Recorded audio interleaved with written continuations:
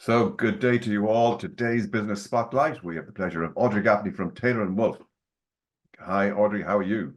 I'm great, Tom. Thank you very Fa- much indeed for, Fantastic to have you on here today. I know you've got a great yeah, very story to good. tell our audience, so I'm dying to get started here. So tell me, can you tell the audience who you are, what you do, and how long have you been in business? I have been in business coming up on 15 years. Um, I'm Audrey Gaffney and I'm the managing director of Taylor and Wolf. We are commercial interior architects and designers, which basically means we design from the inside out. We will take the shell and core of majority of times it's commercial property, and we reorganize and redesign the space from the point of view of operations, the point of view of be it a guest, patient, customer, how that all flows and integrates together. We will analyze it in terms of revenue streams, what drives the customer, what keeps the customer, uh, what makes them talk about where they've been. So it's not just about, there's one part of it, which is the look and feel and building in the brand of it. And the second part is really about how the users are using the space and how the space flows together. Being able to get the two of those synced and working really well obviously drives revenue streams for our customers. So being interior architects and designers, you do everything literally from the very beginning. You get a remit from a client, and then you say, well, what about this? What about that? And you come up with a package, you agree on a budget. So you got to go through all this format, like any other business coming up to try and get a sales contract. You got to go through all that. So has it been a fairly upward spiral the whole way that you began, or Absolutely. really fantastic? No, I wish it was. No, there's been definitely a lot of learning curves along the way. I kind of accidentally went out in business on my own. I had a personal project that I was working on. We bought an old school, 1887, I think it was, and we were converting that um into a home for ourselves. Ah, And I was working for another design practice at the time.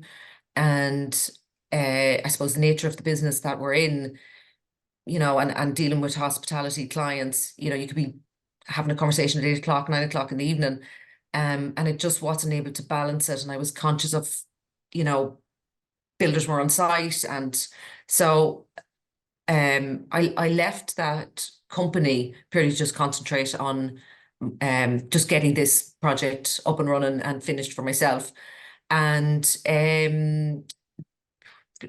potential clients just came knocking on the door going, would you have a look at this? Would you, wow. take, let me know what your thoughts is on this. And that was in July of 2008. Wow. And by Okay. October, we had a different scenario in Ireland. Why? Uh, What happened? What did something oh, happen? nobody wants to talk about that.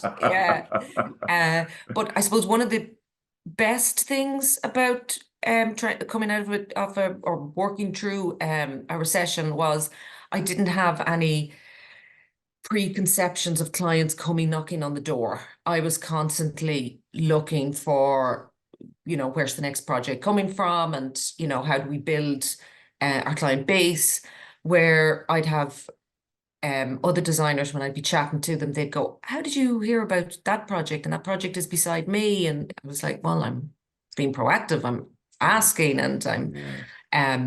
I suppose, building relationships with people in the business on it. So for a good few years, because Northern Ireland wasn't and the UK wasn't as affected with the recession as we were here We were, in the yeah. Republic, yeah, Hmm. a lot of our business would have been either in Northern Ireland or kind of in the UK. So Okay. we had that. And then one of the first biggest projects that we got in the Republic would have been the ballroom in Castle. So Okay. my home county. Yeah. Uh-huh. So um and we've worked with them over various different projects. An operational property can be a bit tricky, but it's kind of just managing it so that they can remain operational in the other areas of the hotel while there's a project going on. So yeah, I mean, that was kind of which kind of got us back into doing projects here in And the then, of Republic. course, you got over that scenario. Then, of course, we get the dreadful C where the COVID stuff, but you got through that anyway, and we're Oh, back. yeah. Yeah, that was interesting times, I'm sure. Yeah, I suppose it's just like everything else, there's various different things as you're going through business and as you're growing or you're expanding or you're changing, I'm sure it's the same for everybody else in that your business doesn't stand still. So you're constantly looking at how you change, how you um become better for your clients, how you can improve your business, the world of tech now and AI. I mean, like you just can't sit still. And Mm. even in terms of how you do things and your processes and your procedures, you're constantly just trying to amend them and review them. And when we're doing that here, there's a little bit of a joke on, oh God, we going back and having a look at this again. And it's my mantra of can't sit Yeah, still. You kind of have to look at what you can do to yeah. improve. So you've been in business a long time at this stage, and it's a hard question, but what would you say the biggest learning you've got since you became a business owner? Um, you can't do everything. Um, there's two things. One is you can't do everything. So you need to surround yourself with a really good team.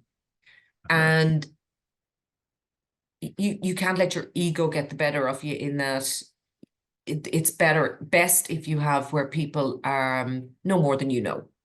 And especially if you can in the areas of what you don't like to be doing. That's not always the easy scenario Yeah. to try and find that. Um, and I suppose there's then certain stages of where as you're moving along, that person has kind of it's you need to up your ante again. So sometimes you might need to swap out and to change. So but you're constantly trying to um I suppose build value into the business from the team around you, and it needs to be a really good team. They need to be on board with where the company is going and being able to work well together. I suppose I always count that teamwork is one of our core values in that our team here needs to work really well together. Mm. The team that then we're working with in terms of our design team, we really need to work together. And then the client team as well. So if you can manage to get all of Kind of those working integrated, together. yeah, And it's tell it's me, it's the word culture, would it have meant anything to you back in 2008 when you started? And how important do you think culture now is in running a business when you're employing a team? culture is. Well, I look at everybody knows culture. Culture is critical, Mm. um, and I suppose I'm a very positive person. And I know back when I started up first, and every now and then you'd get a call maybe from a supplier who's normally actually from a supplier, and they were like, oh, doom and gloom, and you know, everything was wrong, and it was like get them off the phone as quickly Yeah. as possible. And it's that same thing here in our office. It needs to like you want to be able to come in the morning and turn the key in the door, turn the handle on the door, and come in and for it to be a really nice environment and to look forward to um to The coming in day. here. And if Mm. that stops, then yeah, look at nobody wants to be doing that. So but as well as that, just around everybody else, everybody can have a bad day, and it's can sometimes be put up your hand and just go, I'm having a bad day, just leave me alone, and I'll be all right in a few hours. Uh, you can be under pressure, you can have personal things going on. I suppose the older group here, people in their 40s plus. Oh, yeah. I think there's a different generation of when we were coming into the workforce. So, I mean, I would have had a job, part-time job from when I was 14. And you have that kind of work ethic of, just getting stuck in. And, I'd have never asked anybody to do something that I wasn't prepared to do myself. And I still hold true to that. But it's to have that right balance of work, balance of home, level of respect. Something can happen in anybody's work life, and it's like, okay, let's deal with it. This is So what you need to build a happen. cohesive Yeah, team, a good culture, also be open to yeah, help them, to help you. yeah. But I suppose at the end of the day, it is a thing of where it comes down to the business needs. And sometimes the business needs the team to be here at 8 o'clock in the evening, 9 o'clock in the evening. We have to push a project out. We need to get drawn work done. And then it's the case of having the respect to know that I've got a really bad toothache. I need to go to the dentist, and it is what it is. And just go get it sorted, and you're back on the team and you're productive again.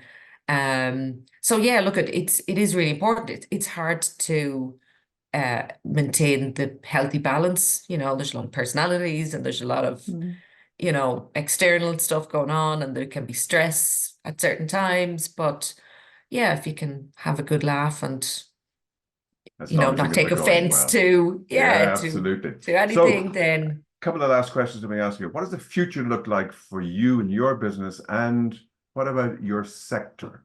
Can you see any changes, major changes happening in the sector in the future? yeah, I mean, like some part, like we don't necessarily specialize in hospitality. We specialize in bringing hospitality to interiors. So sometimes we'll get like a healthcare provider coming to us going, "Want this to feel a little bit more like a hotel." And really what they want is the journey for the patient coming in to have, An that, experience. yeah, for their touch points, and how the look and feel of the waiting room and the surgery and the clinic and the whatever else that they're providing, that feels a certain way. Um, it's the same in terms of retail. It's the same, but it's normally the comment is, I see you do hotels, and we want to have this. Mm. So, but we do have a lot of hospitality clientele. Um, and it's that experiential Yes. design is what we're bringing. But there's a lot of struggle, in terms of external costs that have been put on a lot of our hospitality clients. I know the restaurant trade is struggling. Um, you know, the smaller, the more independent, they've have their hardships, and there's employee costs and there's energy costs on it.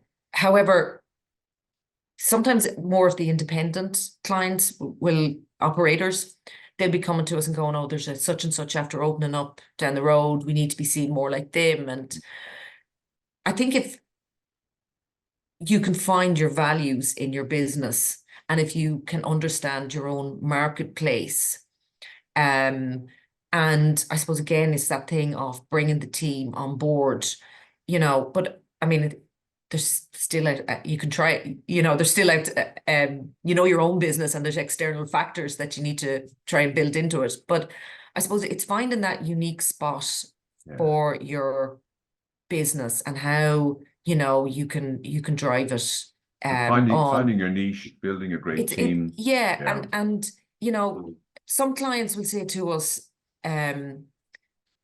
oh, we're pushing for the wedding market. And when you kind of look at it, you're kind of going, actually, you're more corporate. You're more suited to look at the corporate businesses that you have around. And, we're doing a project at the moment, and it's for a hotel that's in the middle of the countryside. And they have we're looking at how we can rejig the spaces that they have, and they have a disused space of where it's ideal for a cafe. There's nobody offering a little bit of a extra luxury part. There's the typical deli cafe, but this is something a little bit more where the local groups can, like cycling Gather, tours or community. yeah, Yeah. community. It's a little bit more of an offering onto it. And that space that we're going to be creating for them has the flexibility of actually turning into a pre-drinks area then at night. So it's us designing in how that lighting, how that can change from one space to another.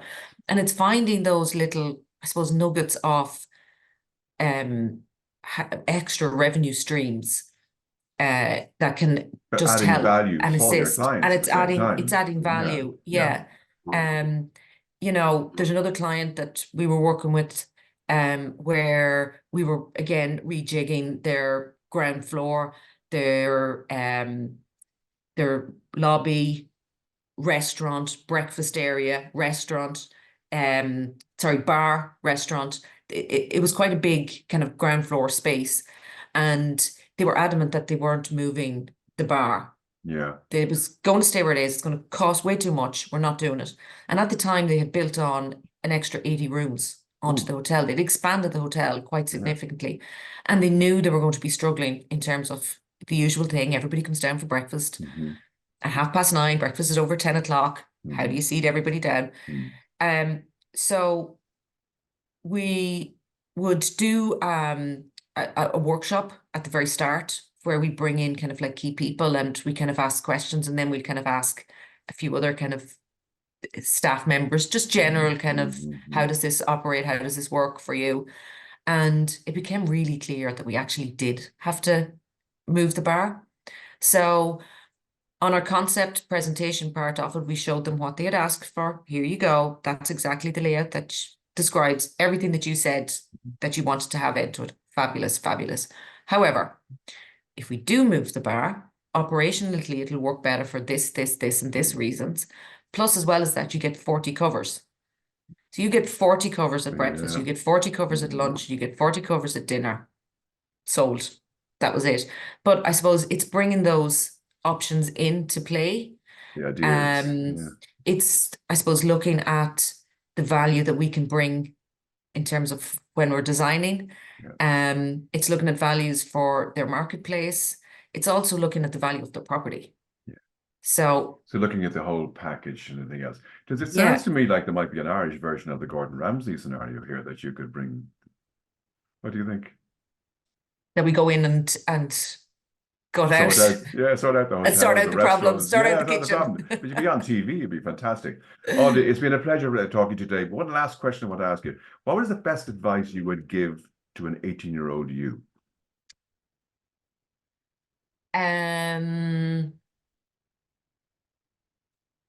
The best advice, be true to yourself, know your worth, and love that.